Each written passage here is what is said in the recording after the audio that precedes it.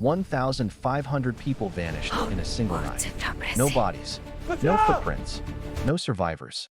This is the true mystery of the village that disappeared without a trace.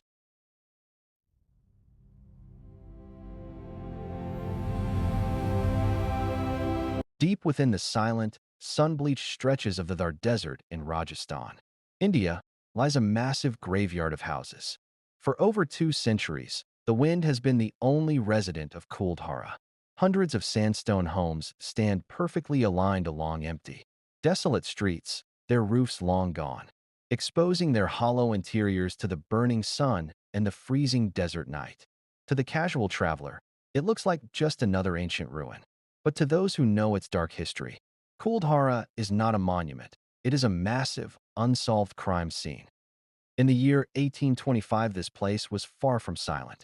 It was a thriving, wealthy town pulsing with life, culture, and commerce. It was inhabited by the Paliwal Brahmins, a community renowned for their intellect, their deep agricultural wisdom, and their incredible wealth. But in a single, silent night, the entire population of 1,500 people vanished into thin air. They did not leave behind a trace of struggle, nor did they take their heavy belongings. They simply ceased to exist within these walls.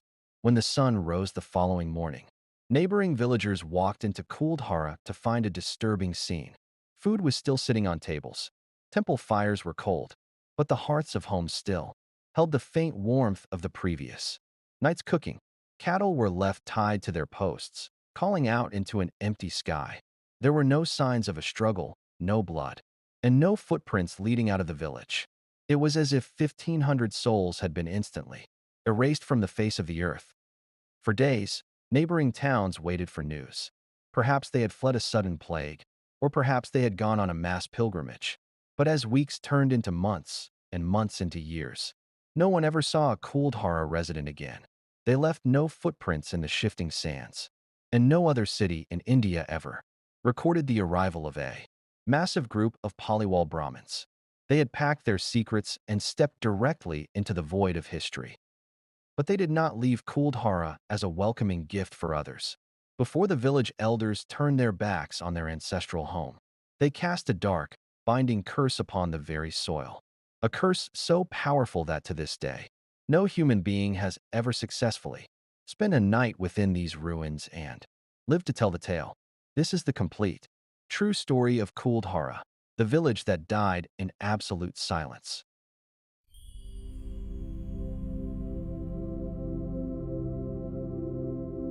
To understand the tragedy of Kuldhara, we must first understand the incredible society they built. The story begins in the late 12th century, when a group of highly educated Brahmins from the Pali region migrated into the harsh, unforgiving sands of Jaisalmer, while other clans looked at the desert and saw only death and desolation. The Paliwals saw a blank canvas. They were a tight-knit, deeply spiritual community that valued honor, intellect, and self-reliance above all else. Over the centuries, the Paliwals grew to be exceptionally wealthy. They were master traders, establishing trade routes that connected the remote desert of Rajasthan with the bustling markets of Central Asia. They dealt in fine silks, rare spices, and precious metals. But their true genius lay not in what they imported, but in how they manipulated the harsh desert environment to survive, making them the envy of neighboring kingdoms. The Paliwals possessed a closely guarded, almost miraculous secret knowledge of hydrology. In a region where water was scarcer than gold, they engineered a revolutionary water harvesting system. They mapped the underground rock formations and identified hidden water tables beneath the sand. They built deep, stone-carved wells and sophisticated step wells that collected every precious drop of seasonal monsoon rain, keeping the community hydrated year-round. Using these ingenious irrigation methods, the Paliwals did the impossible. They cultivated lush, thriving crops of wheat, mustard, and chickpeas right in the middle of the barren Thar Desert. Their agricultural yields were so abundant that Kuldhara became the wealthiest of 84 sister villages scattered across the region. They lived in complete harmony, protected by their walls and sustained by their brilliant engineering. The wealth of Kuldhara was written directly into its architecture. Their homes were constructed from high-quality yellow sandstone, carved by hand with exquisite geometric patterns. These houses were designed with unique, double-walled ventilation systems that naturally cooled the interiors, keeping the blistering heat out. It was a masterpiece of a city, safe, prosperous, and independent. But such immense wealth in the open desert could not remain hidden forever. In the early 19th century, a dark shadow fell over the region of Jaisalmer. His name was Salim Singh. He was the Dewan, the prime minister of the state. History remembers Salim Singh as a tyrant of unmatched cruelty and insatiable greed. He ruled with an iron fist, taxing the local populations to the point of starvation, to fund his own luxurious lifestyle, and build his towering, multi-story mansion, which still stands today as a monument to his ego. Salim Singh's greed soon focused on the Paliwal Brahmins. He saw their thriving agricultural empire and their vast reserves of gold as his personal treasury. He began to demand exorbitant, crushing taxes from Kuldhara and its sister villages. Despite his cruelty, the Paliwals paid, wanting only to protect their peace and keep their families safe from the Dewan's brutal army. But Salim Singh's desires soon extended far beyond money. Salim Singh decided to visit Kuldhara personally to inspect the lands he was bleeding dry. As he rode through the Yellowstone streets, his eyes fell upon a young woman. She was the daughter of the village chief. She was renowned across the desert for her grace, her intelligence, and her staggering beauty. To the corrupt Dewan, she was not a human being, but a prize to be taken by force. Salim Singh did not ask for the chief's daughter's hand in marriage. He demanded her. He declared that she must be delivered to his palace to become his concubine.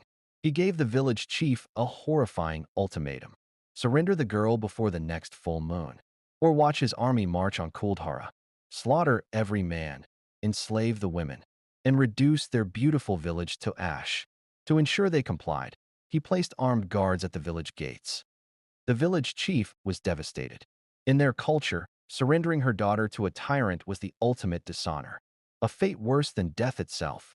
But resisting Salim Singh's military might meant certain annihilation for his people. The chief was trapped between the sword of a tyrant and the honor of his ancestry. The fate of 1,500 lives rested on a choice that had to be made in absolute secrecy. To fight is suicide. To stay is dishonor. We must summon the chiefs, all 84 villages. A plan of breathtaking defiance. We leave together.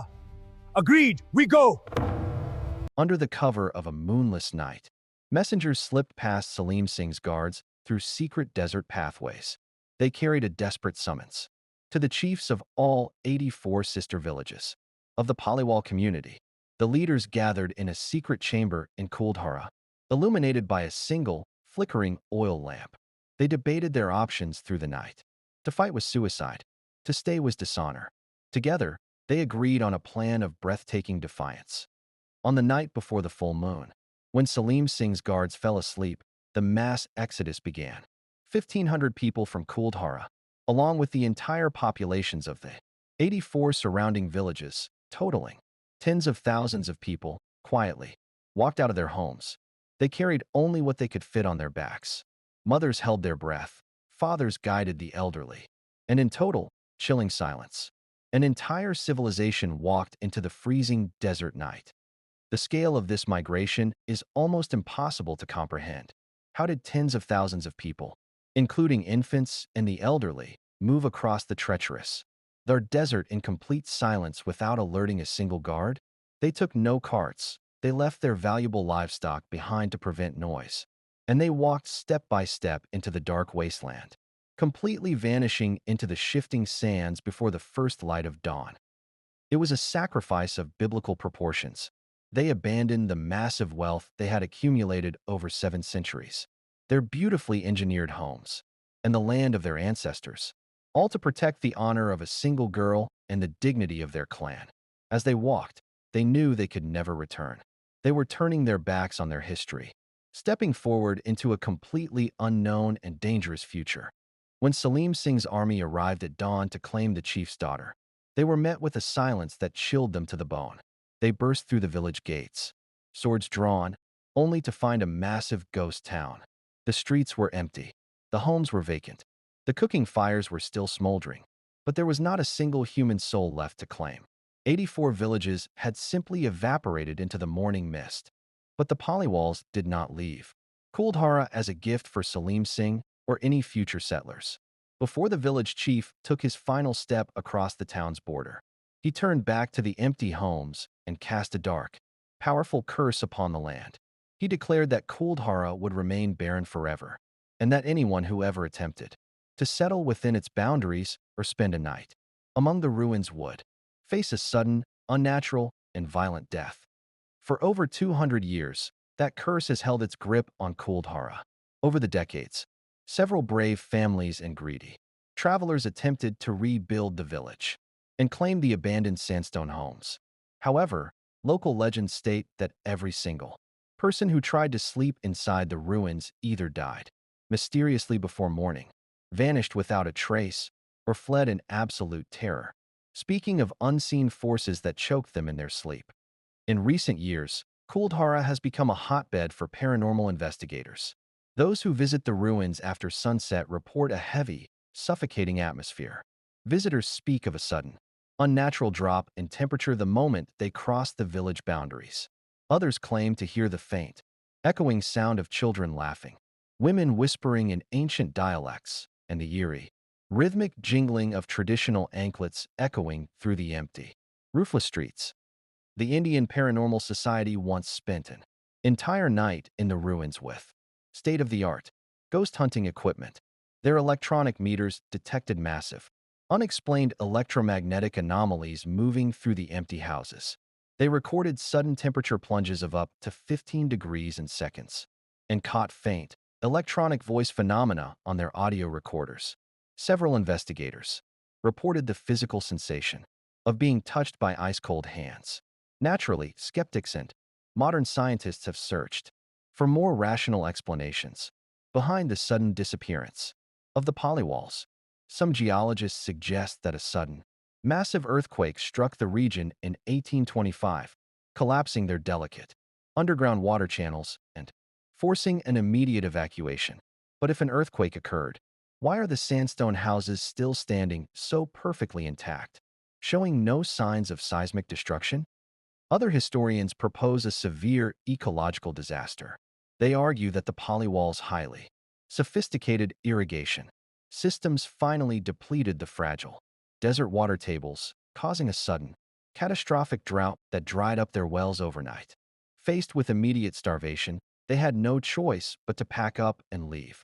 But this theory still fails to explain how 84 villages coordinated a massive evacuation in a single night without a trace. Today, the government of India maintains Kuldhara as a protected heritage site. A heavy iron gate is locked at sunset every single day, and tourists are strictly forbidden from entering the ruins at night. The surrounding local villagers refuse to go near the site after dark, warning travelers that the curse of the polywalls is still active, waiting for anyone foolish enough to disturb the eternal sleep of the ghost village. Ultimately, the true fate of the Polywall Brahmins remains lost to the shifting sands of time. No historical records, graves, or descendants have ever emerged to tell us where they went or what became of them after they walked into the cold desert night.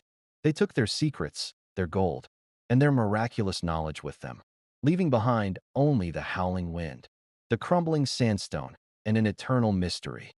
As the sun dips below the desert horizon and the shadows stretch long across the yellow stone, Kuldhara is reclaimed by the dark. The wind continues to whisper through the empty doorways, guarding a secret that has survived for over 200 years. A chilling, beautiful secret of how, in the year 1825, an entire village of 1,500 people vanished in a single night.